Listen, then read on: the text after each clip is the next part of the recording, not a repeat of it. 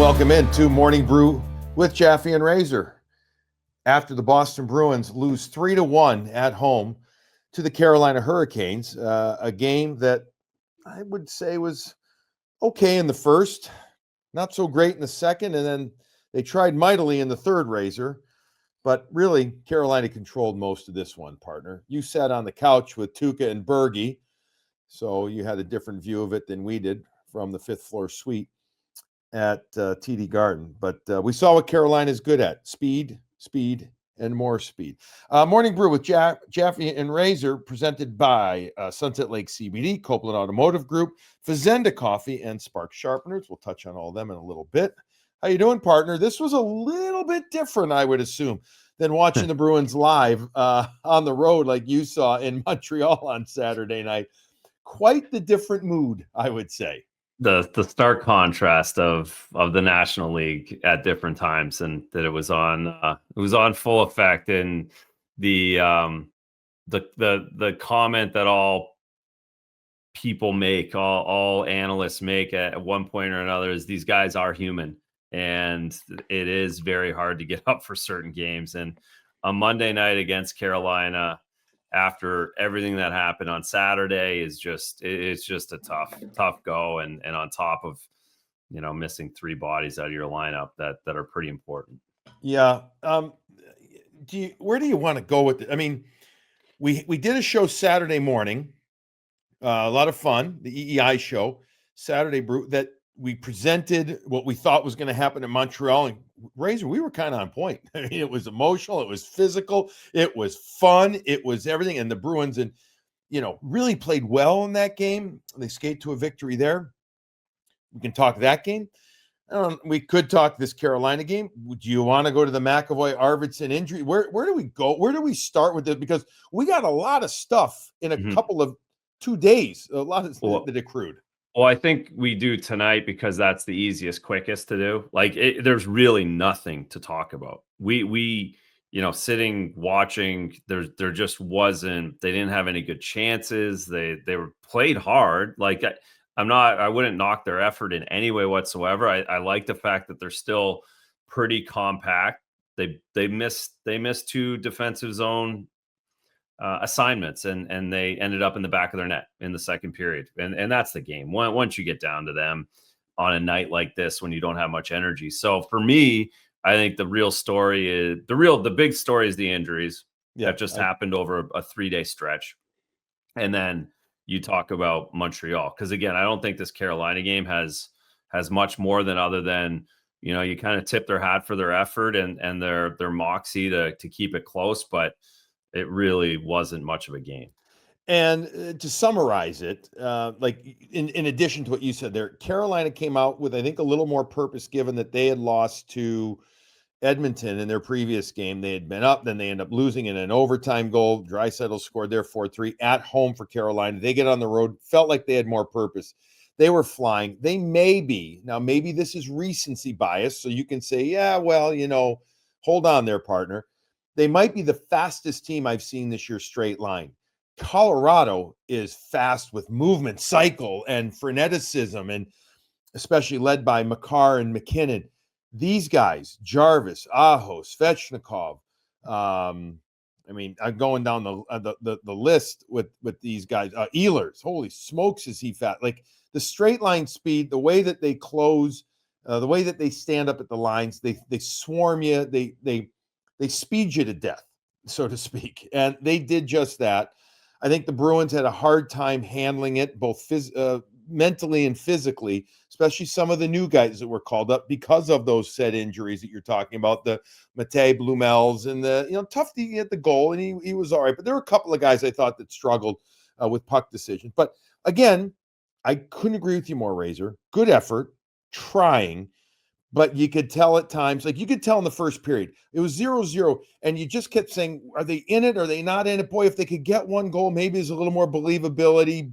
But as soon as that second period happened, Carolina's like, okay, we reset now. We're going to take it to you. And they really did in that second. And that was the game. Obviously, they get up by a couple of goals there. Mm-hmm. Yeah, no, again, They're a good team, and they're always a great regular season game team. They've had the same coach, the same system, basically the same players. The Ehlers gets slotted in, but Mhm. they're other than that, they've all done the same thing for 8 years, and they've done it really well for 8 years. So they're built for a Monday night game where the other team's just not quite ready. That they're built for that. They've had a lot of injuries. They're getting healthier, still missing a couple of players like a Jacob Slavin, but still, they're deeper. It's there real quick. 3 goalies. Now, I understand that Bussy's been around, but they're keeping him up. I don't know if they're afraid. That, by the way, folks, if you're wondering, is that the same goalie the Bruins had? Yes. If you haven't been following closely, Brandon Bussy is now a Carolina Hurricane. A 3 goalie, a 3-headed monster. How long does that last for there? Kochetkov and Anderson are going to want to play the brunt of the games. I got to imagine that's what will happen soon. Yeah, they've done this for years. They've been the 3 goalie team. I think they really want Kochetkov to take it. He's just kind of had the Yeah. same fate as Anderson, whether it's injuries at different times or just poor timing. And when Anderson gets going, he's great. So then Kochetkov sits, and then he doesn't like. But at the end of the day, it's those 2 guys, and I love Kochetkov tonight. His puck handling got so It much was really better, good. Yeah. really good with the puck. And Tukes and I were talking, like, you play a team behind a team like that forces and back pressures and causes so many dumps, and you play the puck like that, you're really never going to be in your zone. So I like, and Freddie's good with his puck handling too. I think he's learned from him, but now Kochekov's legit if he stays inside of his post. Yeah. I thought that he showed his athleticism tonight, and I'm really saying the same thing as you did, but he was in control. But we talked about his puck handling too. Like, it was noticeable. Like, it was good. Yeah. So I know this isn't a Carolina show, but it's always good to hear about and talk about what's going on and get your opinion on the goaltending situation there. By the way, they have Kochetkov. I believe it's at least for 1 or 2 more years at a very reasonable $2 million. Remember 2 years ago, Don Waddell, who was then the GM there, signed him to a $8 million deal, $2 million per year, and he had hardly played. But that's what they wanted to get him on the cheap, so to speak. So, anyways, we'll see what happens there. All right, so Bruins lose after an incredibly exciting, off the charts atmosphere game at Bell Center in Montreal on Saturday night, a game that, Razor, you were at, that you had a great look at. What vibe, what energy, what hockey at its hockey atmosphere at its finest, right? Mm-hmm. Yeah, for November 10th, 11th, 12th, like, it was that's as good as it gets. It's Saturday night, the best rivalry in hockey, Bruins Canadians, both teams at the top of the division, both coming off losses, just everything lined up perfectly for whoever bought a ticket for that game on Saturday night. 2 months ago, who didn't really know what either of these teams were going to be, and they got a good one. And what's fun, I think, with those games is when the players realize it or feel it and recognize it, right? Because every game for somebody in the building is a big game. It's the first time at the building. It's the first time. But the players don't always feel that same way.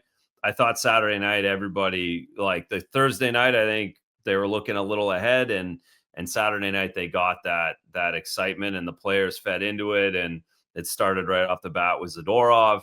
Then it went to Janot. And that just set the tone and set the building energy in a certain way. All right, so let's talk about setting the energy and the tone with Zadorov. Brick said that he didn't see anything in warm-up he was watching, but there had to have been some acknowledgement at the faceoffs. These were both left shot defensemen, and they're looking across at each other diagonally. Struble talked, they read the next day that he talked about it with Chekai in practice the day before about getting going early. Obviously Zadorov had the same mindset too. He was more than willing and able. Struble, a local kid, Providence area, played a lot of his youth hockey, in fact, with the Boston Junior Eagles from like the 14, 16-year-old, 18-year-old team. So he's made a nice pro career for himself early on here. Big guy, looked tiny next to Zadorov, which is, again, what most people do. Impressed by his strength, though. I was. He was. And it was what a way to start again. And I thought Zadorov said it best about it. Felt like I was in Four Nations, where everything happened at center ice. And I think it's something that's when a fight in hockey is right. That's when it just says, this is what makes our sport different. That's when I'm still totally in favor of it like that. That was fun. It was well done by both guys. Again, I was on the bench for the entire warm up. There was nothing going on. It wasn't. I think once they saw the roster, because again, Montreal has to set the roster, and they set the roster. I think they saw each other and saw the opportunity to do that. But certainly there wasn't anything going on in warm up down on the bench. And yeah, they just got it. And you're right. It was just two guys kind of enjoying themselves, to be honest. On Really, center like, stage. they love being part of the story. The rivalry. Yeah. Yeah. 100%. Is there a player partner that has changed the narrative about himself any more than Nikita Zadorov? From The only one is Morgan Geeky. Well, right? Right. But okay. But I know what you're saying. Yeah, but the same thing, right? The same in different ways. In different ways. And meant with the utmost compliment. Correct. In the sense of that it was what did we get in here in Boston with this big defenseman who did have a nice playoff the year before with Vancouver, but who has now come in and it was all over the place. And, all of a sudden, not only has reined in his game, but has actually picked up the physicality, has seemed to gotten the temperature or the pulse of the city and the team and everything right now. And he has put himself from an image, in my perspective, into such a different level than 12 months ago. I'm very impressed. I am, because I think he said for a while, even though his second half was better and he was the only plus player on a very poorly finishing team last year, holy smokes, has he put himself into a whole nother level right now. And you're like, you keep playing this, I'm going to use your term, repeatable game. Mm-hmm. You could have a really good run here. I'm not getting ahead of myself. I'm saying if you keep doing that, you really got yourself a Boston Bruin type hockey player there, which we didn't see last year for the first half. No, I think again, I think it's a good lesson. He's a good lesson, and even Elias Lindholm, I think, as well. Is just you have to give these guys a little bit of time. Like they sign these 5-year deals, and they come in and want to do so much. And Zadorov, especially, he was all over trying to figure out what he was last year, and he settled in, and unfortunately it didn't matter, or it didn't get noticed maybe as much, or just wasn't something that you could really talk about because it was so bad at the end.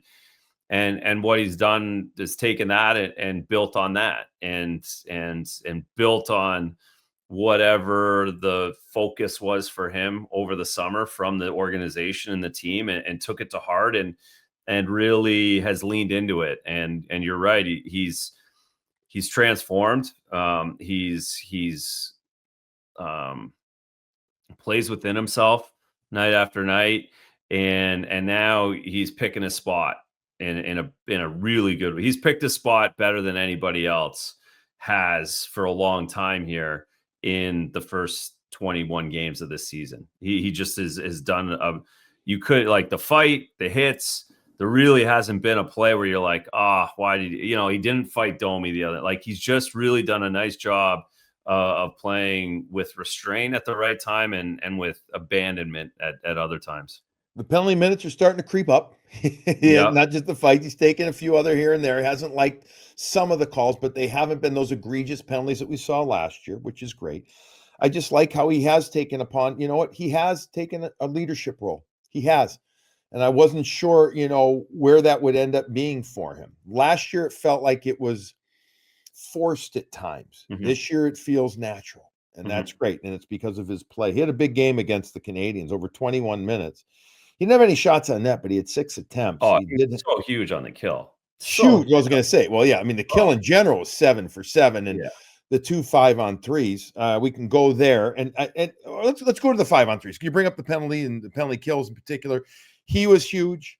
Corrali, Kastelik, all these guys. I'm going to ask you, though, were you as surprised as I was with also how Montreal played those 5-on-3s? I mean, they were almost kind of like, I felt like they were holding on for the perfect play. To the Bruins' credit, their guy up top, and I talked to Corrali about this a bit, I thought was excellent. I thought their sticks were great, but at the right time they jumped. At other times they didn't. They were making Montreal think, and I felt like Montreal was overthinking on these 5-on-3s eventually. Yeah, the crowd got on them a little bit, and they have one shooter and a bunch of guys that want to pass it. So what the Bruins did was take Caulfield away, and they did a good job of that. And then with the other four guys, they, like you just said, they baited them at different times, and they took pressure, and then they pulled pressure away, and really kind of messed with them. Lane Hutson was absolutely insignificant the entire night against the Bruins.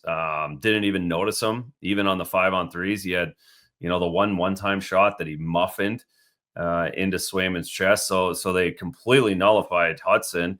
And Suzuki had some chances, but but he was looking the whole time. I didn't think Went to the Demidov. net with anything, Yeah. So that they played into the Bruins' hand perfectly. And of course, when you get 3 minutes and 45 seconds of 5-on-3 time and get nothing out of it, it's a big red X mark on the best players on your team. If I remember correctly, they only had 2 shots on goal on those 5-on-3 total. Now they did miss a few nets. They did. Yeah. With some of their, but I think it ended up being just 2 shots overall, just 6 power play shots entire Yeah, that's game. not good. Yeah. Yeah, with that many power plays. So many good things from the game to get to. I want to touch on Pastrnak, and if we want to give a spark of the game, I mean, you could give it to Zadorov for that, the start, or could you give it to Pasta for some of the plays that he made in that game?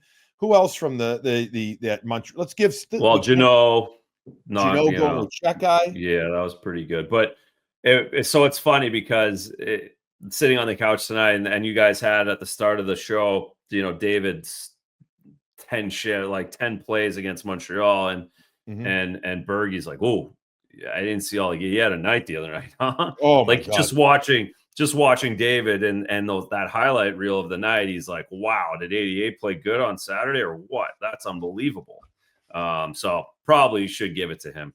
All right, we'll give our spark of the game moment or whatever the spark to David Pastrnak.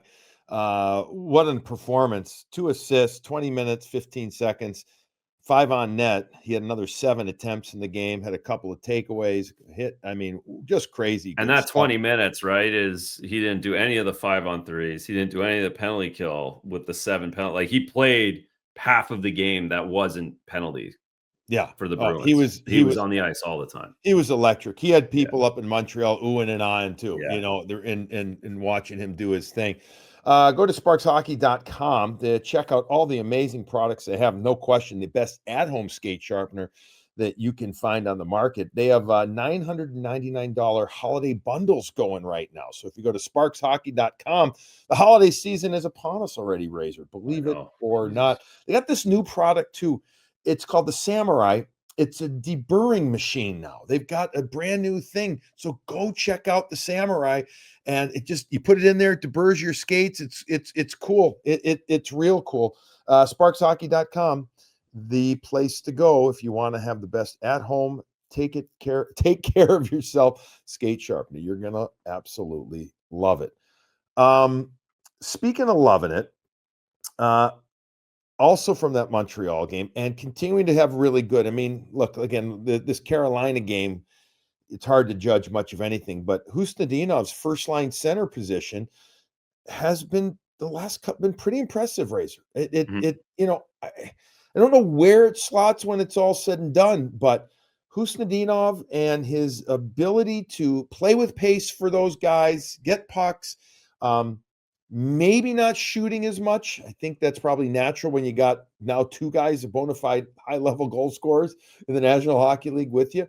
But the kid's got a confidence to him. I talked to him very briefly this morning before the Carolina or after Carolina morning skate. And I said, hey, by the way, you're English. Getting pretty good. Keep it up, buddy. He goes, It's okay. Better. He's got great personality, but I said the difference in that, he said, I have to think more. I'm playing with such smart players, very different than a fourth liner. Dead on accurate, and I think he's acclimated himself beautifully. I'm thrilled for the kid. I don't know again where it all slots fits when Elias Lindholm's back, and hopefully that's sooner than later. But the good news is I think Husnadinov is making you think instead of just saying, "Oh no, we have to go back to this immediately." Well, and yeah, and they've won games. They've won games with him there, and that's at the opening. If you're not paying attention and you get wind that Lindholm's out and Husnadinov most people haven't heard of, and you're like, oh, now they're big trouble. And you're right. I thought he was really good in Ottawa. Really, I thought that was his best game. He was really good in Ottawa with them. I thought he was very good against Montreal. He obviously scored the goal. He's going to the right places, and he's just being able to let David, of course, who's driving the line, but he's putting himself in the proper situations to allow David to drive the line, and whether that's going in to get the puck, whether that's catching a hard pass from David. Like, David rips passes sometimes. You have to. You have to have the right hands and know it's coming, and he's been able to do that as well. So you're right. He's put himself, from being in and out of the lineup early to a guy that makes sense, that he's turning himself into a Swiss Army knife that can move up and down the lineup, which is huge. It's huge. Yeah, it is, because they're creating depth, and hopefully they're creating a young player that can be valuable for this team. I mean, you're talking 24 years old. So you're building assets, right? Building assets, right? And building the depth that we need to see. And this team needs to have and develop, because there's been especially a ton of injuries. And let's get to the injuries right now. That segues in. But first, let's mention our sponsors. And after that, we're going to talk about McAvoy and Arvdson, and we don't know where Middlestad or Lindholm is, but they're getting better. We got to quickly touch on Beecher being sent on waivers and on this show. So we got a little more to get to, but let's first get to our sponsors, Razors, because we can't do it without them. They're phenomenal to us. Speaking of phenomenal, ready for this? As I told you, holiday season's already here, right? It's ready. Okay. Isn't it crazy? Black Friday time. Black Friday is now like whatever, Monday. Yeah, exactly. It's so Sunset Lake CBD knows obviously that the holidays coming up means less light, daylight, colder temps, etc. And it's probably a little stressful, where they're going to kick off their Black Friday sale early. So right now, go to their site, go to sunsetlakecbd.com/morningbrew. Use the code Friday25, the word Friday25, no space in between them. And you're going to get 30% off site wide when you do that. The tinctures, the gummies that help you feel better, whether for sleep or social, CBD for yourself, or even, even your dog, your furry friend. They got that.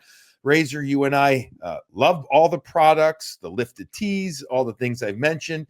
My son Jake loves using some of the roll-ons and stuff for the achy muscles. All the products they have, fantastic, natural, made up in Vermont. And again, right now, sunsetlakecbd.com/morningbrew. Friday, the code Friday25 gets you 30% off. And if your order is over $125, Sunset Lake will throw in a free citrus-flavored 750 milligram CBD tincture. Not bad at all. You, me, and RC need to load up. What do you think on that? It's go time. Black Friday is deals are here. Go check out sunsetlakecbd.com. Now, if you're looking for a new car this time of year, there's only one place to go. It's the place where Razor goes for all of his cars. That's right. It's Copeland Automotive Group. You go to countoncopeland.com. Again, countoncopeland.com. Toyotas, Chevys, Subaru dealerships. They got a total of 5 of them. It's like family run oriented type of place, Razor. It's just the best. Check it out. You might catch Todd Copeland there. As you said, everybody's willing to talk hockey with you there too. Countoncopeland.com, the place where Razor loves to go. And I love being able to catch up with my old teammate, Todd Copeland. Oh, they're the best over there. Service is great. Whatever you need, go in, chat, figure out a deal. They're the best, and and of course you're going to talk hockey, especially if you bring one of the two of us up. Excellent. Count on Copeland.com. Lastly, speaking of the best Fazenda coffee roasters out of Dedham, FazendaCoffee.com. That's where you want to go to check out all the different brews and blends and roasts that they have, from the lightest to the darkest. They've got all different type of stuff for you. They also have a bundle there for $75. Morning Brew blend, strong, bold coffee, but very smooth. They also have the Morning Brew hat and the Clean Canteen. I've been using that Clean Canteen, right, Razor? I used it for the other day. It kept coffee hot. I'm telling you, like for hours. They're unbelievable. So, folks, if you want a great holiday gift, FazendaCoffee.com/Morning Brew, and check out the Morning Brew blend, or the Morning Brew bundle. I'm telling you, hot or cold, Razor, these Clean Canteens are fantastic. Those things keep ice for. They do. It's like in the back of the car with the kids after like 2 days. It still has ice in it. It's nuts. You want to check out Fazenda Coffee. All right, Bruins checking out their injured list right now. We've seen guys get hit in the face before. We all have. We've been on the ice with guys that have had that happen too. It never feels like it makes you. You lose the importance of hockey for that moment, right, Razor? Mm-hmm. Like you could see it when McAvoy got the puck in the face, and you could see Swayman right away go over to console him right away. That was the most important thing. I can see it, I can watch it. I don't get queasy stomach, but I get that pit in my stomach of, oh my God. I mean, we still don't have the exact diagnosis for Charlie. It's not good. I mean, No. that there were teeth missing that were picked up. That there's a cut. We don't know about fracture or not, but I guess you make assumptions, maybe unfairly, but this was heavy, man. And you were there. So why don't you tell us more about what you saw and how you took it all in? Yeah, fortunately, I was down at the other end, but I had a perfect view. Like I was right behind the goal at the other end. So you could tell it was it squared them, and then you could tell by the way everybody was. Of course, you see the replay, and it unfortunately, like 95% of the time, those are tips or they get like slowed down just a little bit. This one tipped off of Kastelik's pants, but it didn't slow it down. It just kind of moved it. Just changed the direction enough where if you're in front of the net, you're expecting the puck to go one way, and you can't protect yourself. So you get hit with a puck, and you don't know it's going to come, and it hits you in the face, and it was serious right away. It just flat out serious right away. I can't. There's not many that happens once a season in the NHL where someone gets really teed off. Everybody else has cuts and bruises and high sticks and etc. But this one is as bad as you're going to get. There's not much worse, especially in the lower face area where it's right in the mouth. You never know. You never know how long it'll take, but there's damage there. I don't need the doctor. I don't need a report for someone to tell me that there isn't serious damage done there. You just don't know whether can he eat, can he not eat, can he put all of those questions that allow you to play the game. But no matter what it is, it was serious. Meeting with the doctors yesterday, today. I'm guessing decisions Marco didn't have a lot of information for us after morning skate, but I'm assuming it's, do they need surgery? Does he need surgery? Does he not need surgery? How many, that type of thing. I mean, it's significant. We know he's out just indefinitely right now. The loss, I thought, was very significant, and it's not exactly rocket science telling you this, folks, but the right side now it's exposed. I didn't like Yoki Haru's game. That's why he didn't play in Ottawa. That's why he didn't play in Montreal. I thought he struggled against Carolina. I did, Razor. I thought he did. He had a bunch of times where he didn't move the puck quickly enough or into areas, and He's going to have to pick it up, as will everybody else. I mean, for that matter. But now you're missing your big guy on the back end who makes a difference in many ways. And as players, you speak to it, at the NHL level better than I can, obviously. But you got to get over that in game, and then you got to move on from it right after, right? But yet it's hard to. I mean, especially in game. I can only imagine, when you see that up close, to get over it. Everybody understands it's part of the game, but still, that's got to be incredibly hard to. Yeah, it's kind of it's a rude wake up call for everybody. Like, you play a game and you don't think ever about getting hurt, Right? but you can, and then that one you're like, holy shit, that you get on the plane, you're like, you just think that's gonna suck for his Thanksgiving. That's gonna suck for his Christmas. Like, that's just like that's a long process, and then you feel a little mortality, and like, that could have been me easily. Like, that it happened a million times. That pucks go by my face. So you get that during the game and around the game. I think a couple of days later, you're an idiot again, and you don't think about it anymore. Now it comes down to them going on the West Coast and like you just said, filling those minutes with a guy who plays in the Olympics, who's an all-star and means so much. So that the mentality from the other night, I thought they had good resiliency dealing with him out of the lineup, killing penalties, and dealing with kind of the shock of it. And now they've got to go to the next phase where it's like, okay, we just don't have him. He's just not even here. We don't even think about him. And how do we put this together while we're on the road, especially? And this is where organizationally, and they know this, they need even more depth on the right side defensively. Right now you've got Aspero and Lowry playing on your third pair, both lefties. I'm going to guess that Callahan's going to be the guy that will called up to go on the road with them for a seventh D, unless I guess there's Billy Sweezy, who's a right shot defenseman. Could you take him with you? We'll have to wait and see. That I'm guessing we're sitting and recording this late at night on Monday. They've probably already told whoever it is, because they're leaving early afternoon to head out west on Tuesday after morning skate, an optional morning skate, FYI. He wasn't the only one to go down, though. Late in the game, on straight line speed, Victor Arvdson, who had been playing very well, had a goal in the game-winning goal, in fact, his 200th goal of the season, just striding down the ice hard on a forecheck, pulls up inside the offensive blue line, and immediately you could see the hand kind of grab for that right leg area in the groin area, and you're like, oh, come on. And didn't seem innocuous, right? He's just striding away hard.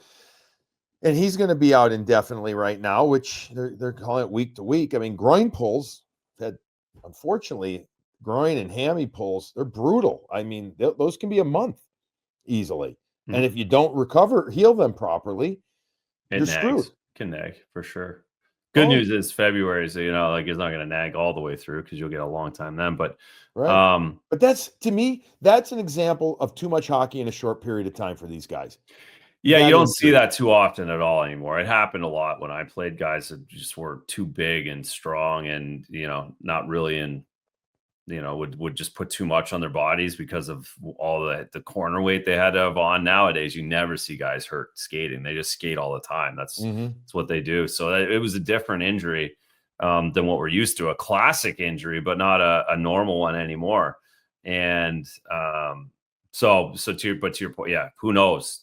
Like, who knows the extent? But there's many differing variations of growing pulls, and where they are and how they are, and how much you can push through them. So, but the reality, he's not playing this week. So they've got to figure that out for sure. No. And he's good. He'd been playing well. I mean, bumper on the power play, rotating into that spot with Elias Lindholm out, playing with some, I thought he looked stronger to me, actually. I thought he was playing interior better. He's doing all that and shooting more, had a bunch of goals in the last couple of games.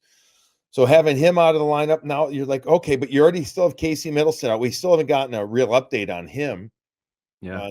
on where he's at. So Well, Lindholm's and the only, Lindholm. So you got 3 of your top 6 out. And we yeah. thought, so it's they're grinding right now. But all the teams are doing it. They are. They really are. Johnny Beecher goes on waivers. Yeah. Did it surprise you? It didn't really surprise me. I was wondering if they would. I think there was some interest. I'm going to guess on. I got to imagine some teams inquired about acquiring him. I really do. Like, but for what? That's probably what it was. But he gets put on waivers, I thought the timing was weird though, just to the fact that he was around the whole time, and then the injuries all come, and then he goes on waivers. So I did think, like, it did seem odd of the timing, but obviously this was in the works for. Again, these things get put in the works for a few days. a few This days, isn't right? this Right. isn't like again, this isn't fantasy GM where you just like, oh, I got to put this guy on waivers because I had an injury. Like, By the way, this gets thought out. he could clear and still 100%. go with the team. 100%. Yeah, and still go with And the team. that also, there's a lot of phone calls that get made, and then like, who might pick him? Maybe I'll call my buddy who's there. Are you guys gonna like there's things. So we'll see what happens. He has 12 more hours, I guess, from now. Yeah, it's. I mean, we got the notice that he was put on. I'm going to say around 2:00, but it could have been earlier. They could have put him on waivers. I'm going to say 10 in the morning. Who knows, right? Yeah. And it's 24 hours. So now up you have from the American League, Steves, who I think has done a nice job. By the way, I think he's shown me. We talked on the Saturday Brew. I've liked what he's done. I'm good with him in a certain role with there. Now you've got Riley Tufte up, another tall guy, lefty, and Mate Blumel. Again, they're going to have to bring another defenseman on the road. So they've got some other roster stuff, it feels like, that they need to do between now and when they leave on Tuesday. Certainly do. And they have to, who's coming is, what are the injured guys? So you get into it feels like they had a lot going on tonight and tomorrow morning. And then you can always put a guy on a plane too, like on Thursday for that could be in the works too, because the salary cap thing always, that is way over my head on the day to day, right? Like it could be worth like 50 grand to them to save a guy until Thursday rather than Wednesday. Like, it's just a weird thing that the cap does for teams too. And, or when you send guys down, they have to play and come back. Like, so I'm definitely watching the news tomorrow because there's roster transactions that are going to be made on Tuesday, and that'll be interesting. Yeah. So the Bruins head Tuesday to the West Coast to Anaheim game Wednesday. It's a 10:00 game. Friday in LA, 10:30. Sorry, Razor. Yep. And then Sunday, an 8:00 game in San Jose before the team then will spend the night in San Jose, travel cross country on Monday, go all the way to Long Island, and then play their Wednesday before Thanksgiving. So they'll have a full day off Tuesday. They'll practice on Long Island, but they'll have a day off there. It's a long trip but it is what it is. Every team is going through these crazy schedule issues this season. Razor, you and I are planning to do a show. I doubt we're going to do one late Wednesday night, I guess, unless we are wide awake and we want to do it then. I don't know. We'll see. Or we'll do one Thursday morning after we wake up after a late night Wednesday night, and we'll get it out there. We're at the quarter point of the season, as you know. Maybe we do a little quarter point grade on players quickly. We do a rapid fire there. We'll see how the game goes against Anaheim. If we also do a summary of that game, maybe it's a great game and we just do a summary of that. Well, I don't know, but we'll see. But the plan, folks, is that we'll do another show out sometime on Thursday. And after that, again, we'll still have our Saturday show as well, the live WEEI Saturday Brew. All right. Bruins lose on Monday after a great win on Saturday. They're still, quote unquote, in first place points wise in the Atlantic Division. Percentage point wise, they aren't. But you know what? That doesn't matter right now. The matters is that the Boston Bruins are playing at the level that I don't know if, any of us really thought they'd be at this point. But so far, so good. But a huge trip upcoming right now. This is gonna be a tough one. If they can go 500 on this trip, I am ecstatic. Mhm. You get 4 out of 8 points the next 8-9 days. Absolutely ecstatic. Razor's nodding, so if you're listening, Yeah. you can hear his nod. All right. Anything else we want to get in before we say goodnight? No, I think State of the Union, everything's, it's been a good few days since we last did this. So, it sucks for anyone who went to the game tonight, Monday night game. I apologize. I'm sure the guys would too, but they're in a good spot, like you just said. How are the beverages? Okay. Were there any? Or was it an easy Monday night tonight? No, not Okay. yeah. Good. Okay. All right. Let's hope that Charlie McAvoy, we get some good news on him. Like Razor said, we know it's not good regardless, but let's hope that it's the better as best possible. That's right. Right there. All right, folks. We'll talk to you in a couple of days. Everybody, enjoy your coffee.